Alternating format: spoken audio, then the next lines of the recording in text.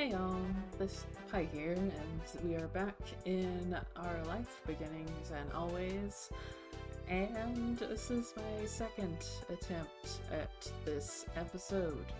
I don't know what is going on with OBS, but every other thing I try to record does not get recorded properly. So, we're just gonna hope that this current configuration works. Because if it doesn't, I will cry. Anyway, you wanted to ride too. You quickly chased after Derek. He turned his head back at the sound of your footsteps and gave a thumbs up over his shoulder. Reconvening around Derek, you watched as he was focused on various brightly colored rides. Most were designed to look like real vehicles, but there were also some horse-shaped ones. One of them could even seat two people. I call the helicopter. Why? Cool. It's the coolest, and I think it'll move the most. He started digging in his pockets, pulling out whatever money he had left. Wait, is everything okay? I need 4 quarters, right? Yeah? I only have 2. There has to be more between all of us. Hold on. Pockets, wallets, and purses were checked over. Derek still had 2, Cove had only 1, Lee ended up with the most at 3. You didn't have any. Don't worry about it. You can have mine. Thanks, but you don't have to. It's not enough for me, and even if it was, it'd be dumb to ride while you had to watch. Cove shrugged. He had tried, failed, and looked unsure of what to do next. Couldn't we exchange dollar bills for more quarters at the store? Derek slapped a hand to his cheek, eyes wide. Okay. Oh, yeah, that'll work. Let's do it. The group scattered to various shops around. When you shortly reconvened at the rides, everyone had more than enough quarters. There was no wiping the smile from off your face. Despite the little hiccup initially, the plan to hitch a ride was coming together. Let's get this over with. We have the coins. Okay. Cheer up, man. It's gonna be good. Yay! There were enough machines that everyone claimed one for themselves. Derek got his coveted helicopter, Lee was happily on a horse. Cove waited to choose last. It seemed he didn't want to take a ride someone else wanted when he cared so little about it. You picked a horse too. It was a grand steed. Cove took one of the free single-seater cars once you had gotten set. Looks were exchanged across the way, and you each popped the coins in at the same time. The little ride stuttered to life.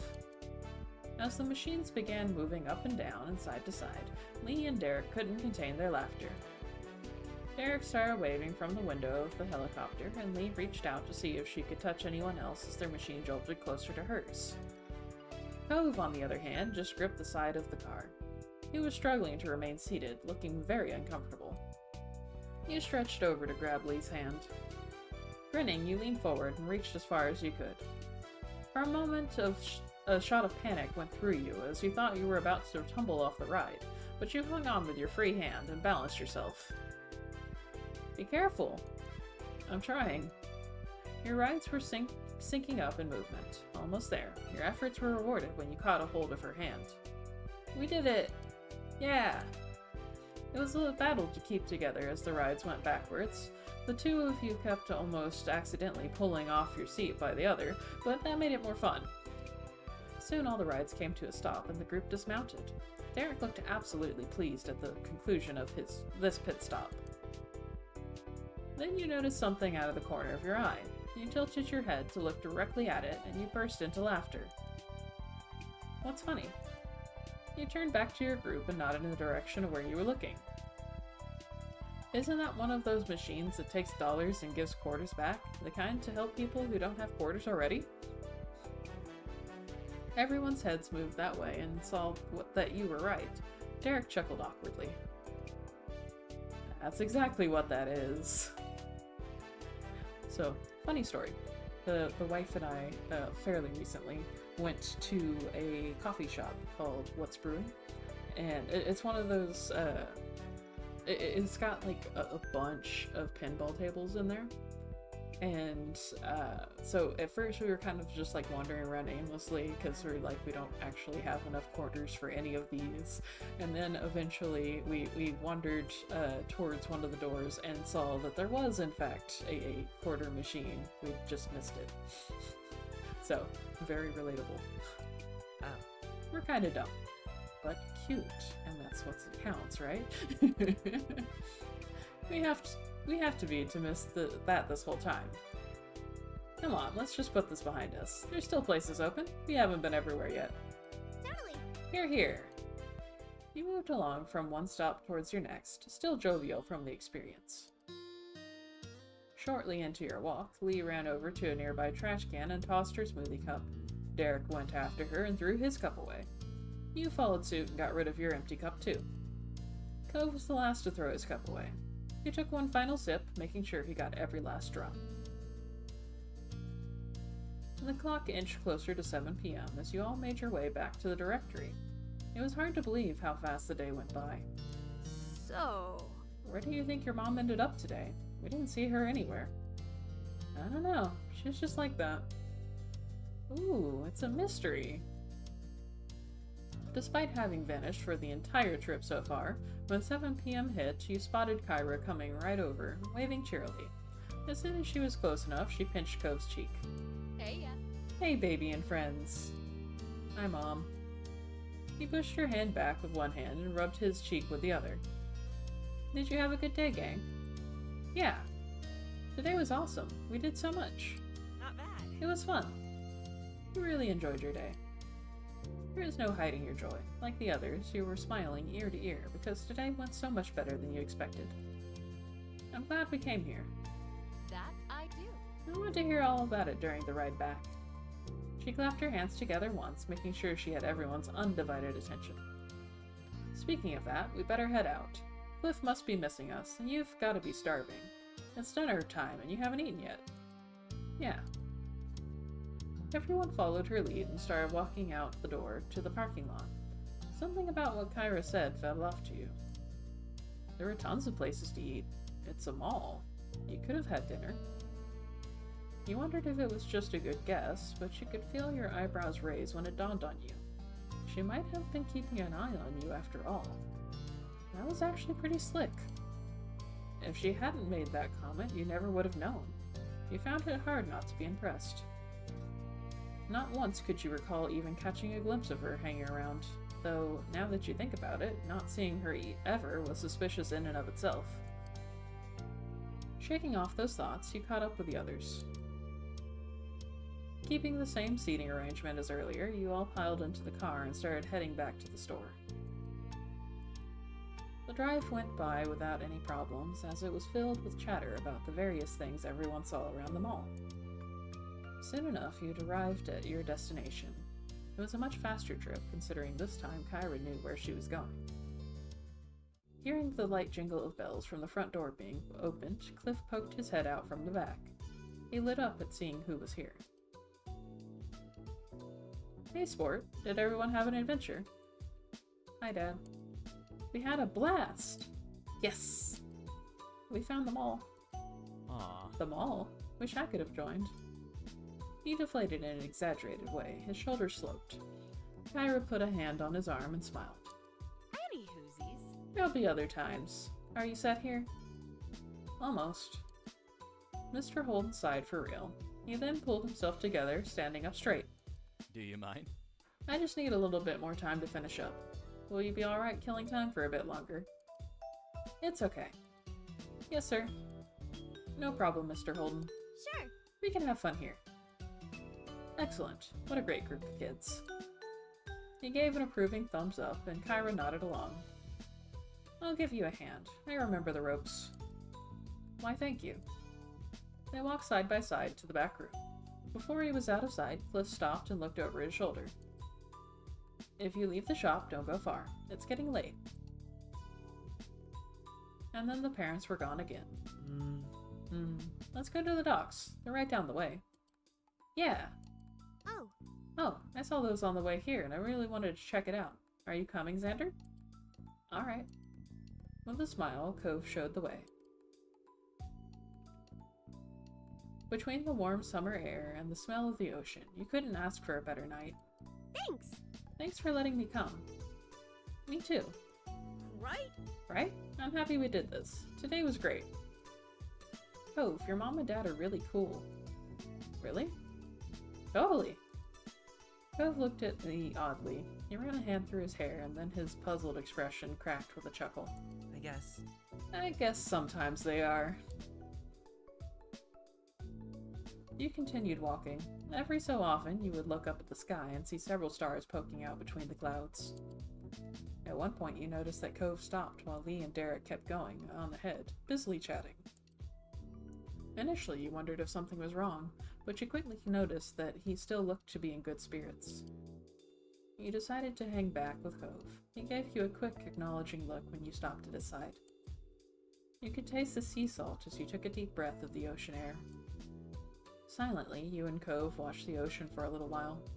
There was something about the waves that you always found soothing. You couldn't think of a better way to end the busy day. Not much time later, Derek's chipper voice caught your attention. You and Cove both turned your gaze down the pier. What are you doing there, Slowpokes? Get over here! Hey! Hey, come on! You looked at Cove the same time he looked at you. You grinned and nodded your head in the direction of your friends. He gave you a small smile in return. Your footsteps echoed against the wooden planks of the dock and into the night as you ran to catch up. That was cute. I like that. I like that a lot. Alright, we're gonna go into growing. Early one afternoon, you found yourself in the living room with your family. It was another one of those summer days where it felt too hot to go outside, but it was too uncomfortable to do anything inside either. I hate that. I hate that so much. The air conditioner was cranked up as far as you could negotiate it, but everyone was still being pretty lazy.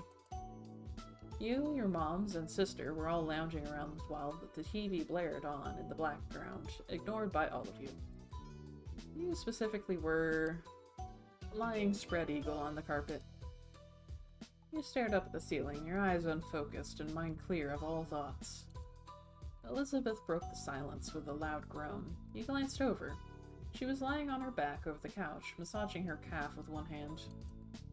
Ugh, I feel terrible. I'm dying in this house and my leg hurts. Mom looked up from the magazine she'd barely been flipping through and frowned, concerned. Could you have strained it somehow? Elizabeth flailed briefly, then flopped onto her side with a heavy sigh. I don't know. It just hurts. Sweetie. Oh, sweetheart. Ma got up from her seat at the kitchen table and walked over to your sister. She did a light pat on Elizabeth's shoulder, sympathetically.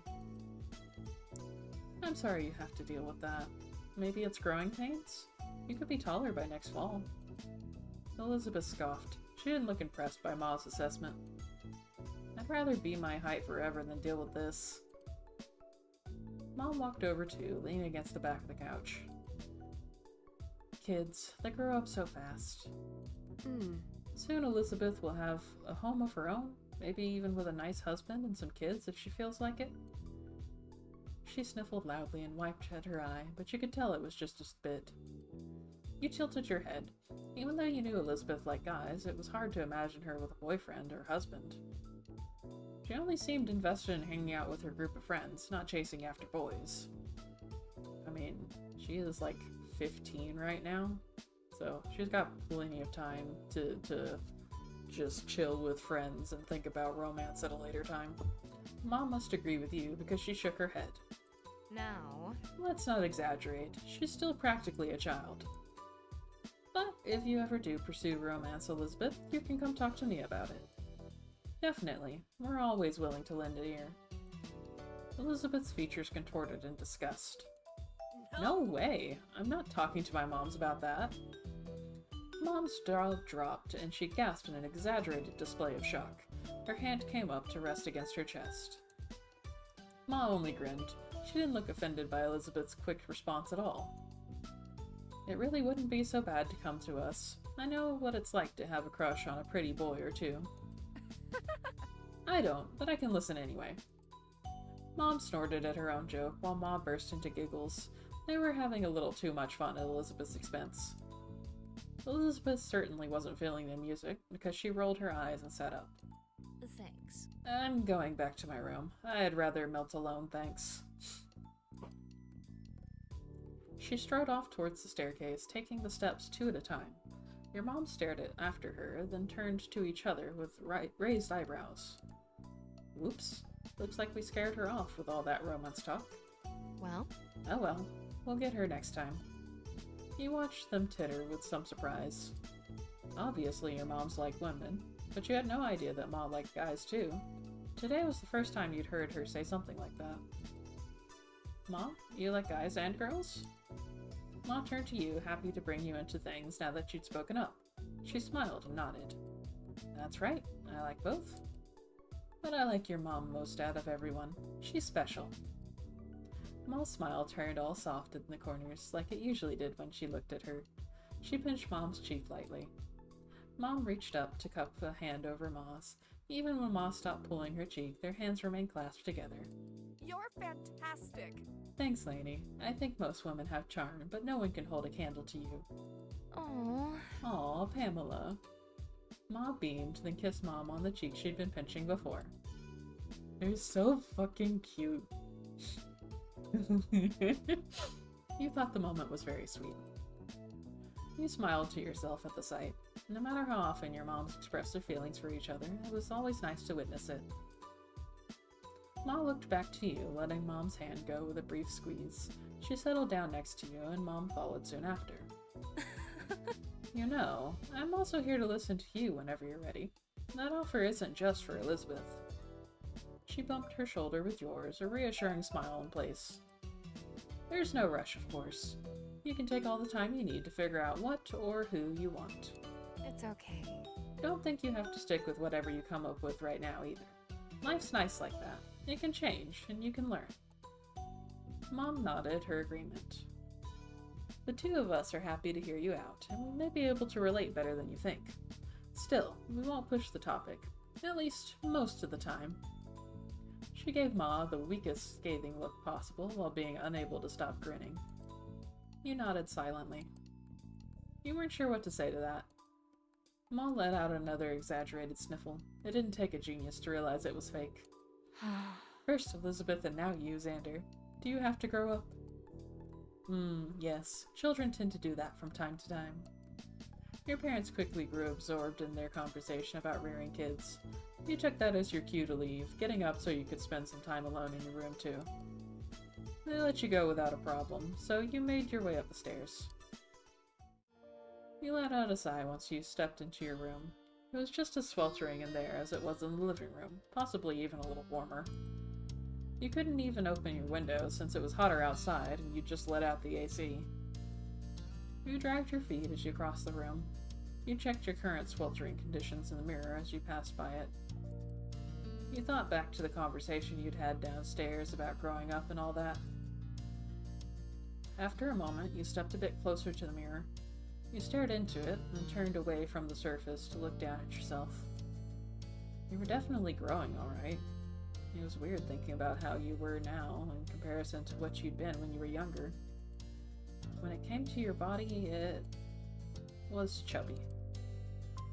You shifted to the side, your head still facing forward, and continued the self-evaluation from this viewpoint. At birth, you were assigned male, and your chest was only flat. And that's just the way it was for you. You ran a fingertip over your birthmark. That was something that had been consistent for you. You took a step backwards, finished with your important impromptu inspection. You locked eyes with your reflection, cocking your head to the side. All things considered, you were self-conscious. It took you a moment to realize that you were frowning at yourself. You glanced away from the mirror. You shook your head roughly, putting thoughts of what you were turning into out of your mind. This wasn't the time to focus on such things. You had to find something to do in this heat. You shuffled over to your bed, collapsing onto the mattress. Your brows scrunched up in thought. Time passed slowly, and to your annoyance, possible ideas about what to do were few and far between. You weren't sure how long it had been, but eventually you heard your mom call you from downstairs. Xander, there's a call for you. Cove wants to come over. Is that alright? You perked up at the words, sitting up in bed. You yelled back to her immediately. Yeah. You got to your feet and headed downstairs, eager to see your friend. You needed to go downstairs soon anyway, because your empty stomach told you it was almost time for lunch. Just as you reached the bottom of the stairs, you saw Mom put the phone back on the receiver. She glanced at Ma, leaning her hip against the kitchen counter. What a pickle. Well, here comes trouble. We'd better prepare ourselves. Ma clicked her tongue in clear disapproval of Mom's words. He's such a good boy. Cove never wants to cause trouble. He can just be a bit thoughtless and impulsive. Oh, I know. He's very sweet, but that's what makes it more of a problem. If a stranger or some kid from school was egging Xander on to behave badly, I think we can both agree that he'd do the right thing in the end. But if Cove Holden got into a reckless mood and wanted Xander to be a part of the ride, can we really be certain of what call he'd make then? Yes. Yes, I think so. Xander helps Cove settle down.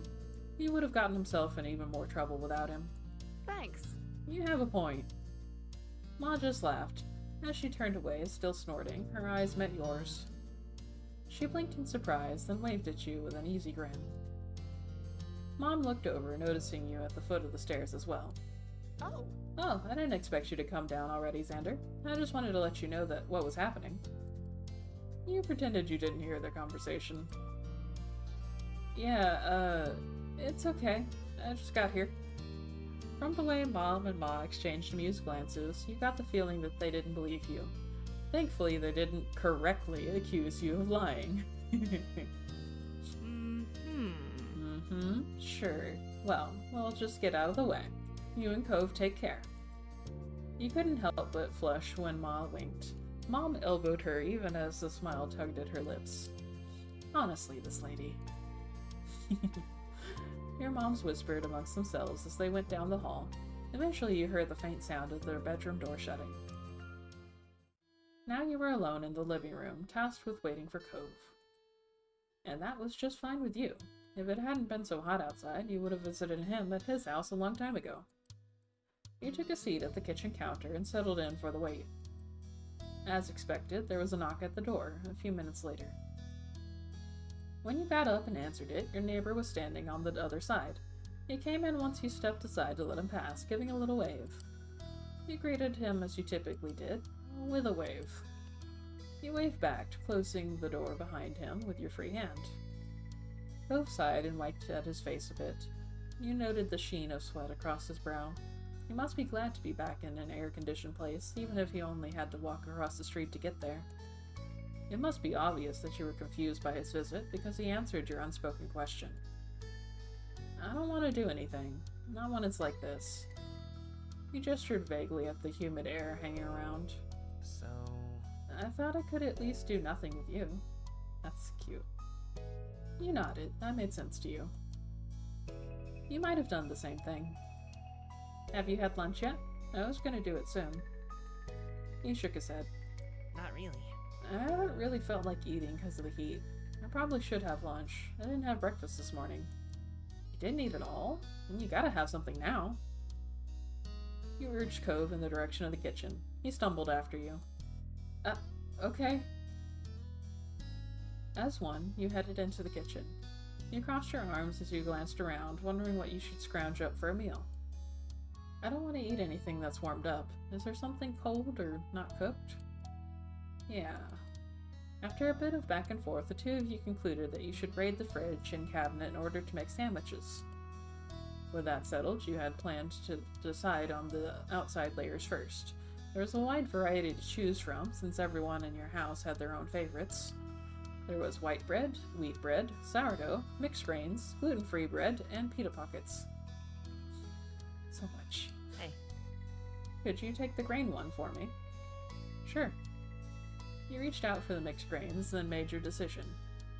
Honestly, almost all of these sound like a great time, except for the cinnamon swirl bread.